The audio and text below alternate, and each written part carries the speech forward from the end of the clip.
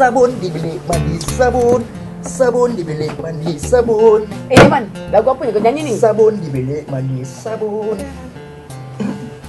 Dia dah pagal, dah gila. Sabun di bilik mandi sabun. Orang lain pun gila juga. Aku tak gila tau. Tengok. Dia kata komunis pejuang kemerdekaan gila punya orang. Kau jangan layan itu orang gila lah. Masalahnya sekarang orang dah mula percaya pada dia. Ini boleh mendatangkan bahaya. Ginilah. Mari kita berbincang secara ilmiah sikit ya. Kenapa Abang Haji kata kenyataan Mak Sabu tu tak betul? Masalahnya komunis terang-terang menolak agama dalam perjuangannya. Yang aku heran tu, Mak Indra terhigi-higi nak masuk komunis ke apa hal?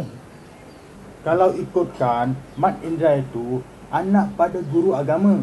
Jadi dia nak tegakkan Islam dalam pemerintahan negara. Soalnya sekarang, kalau nak menegak Islam pun, kenapa mesti masuk parti komunis?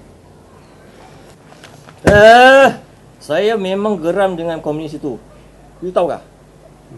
Sebab komunis saya punya atuk mati tahu Dari apa yang saya tahu, pada zaman tu memang Mak Indra berjuang untuk orang Melayu, untuk orang Islam.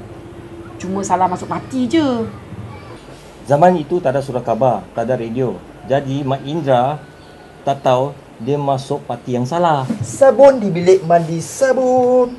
Kalau dia salah masuk parti pun, takkan dia tak tahu bunuh orang itu satu dosa yang besar.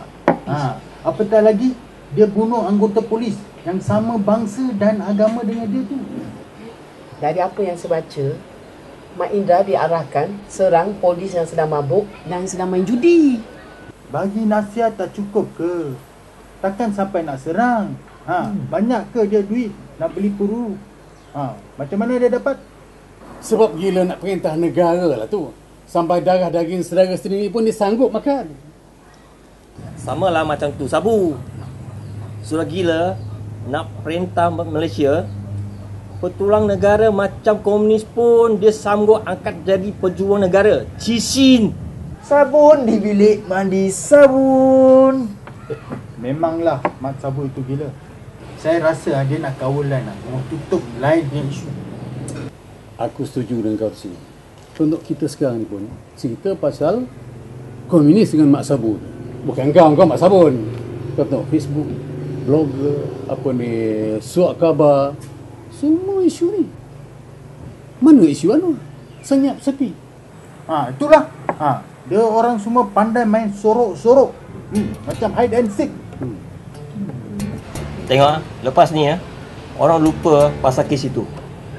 Sabun di bilik mandi sabun. Yang kawan pada tadi asyik sabun-sabun terpekik telolong. Apa halnya ni? Sabun di bilik mandi sabun. Abang Haji, dia ni nak mandi, cek sabun. Pergi dah mandi. Pergi mandi. Mandi bersih-bersih, pakai sabun yang banyak buih. Boleh cuci itu otak kuning sama itu kepala otak pembangkang yang kotor tu. Sabun di bilik mandi sabun.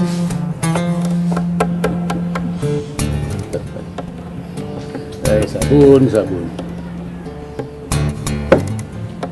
Tak habis-habis sabun.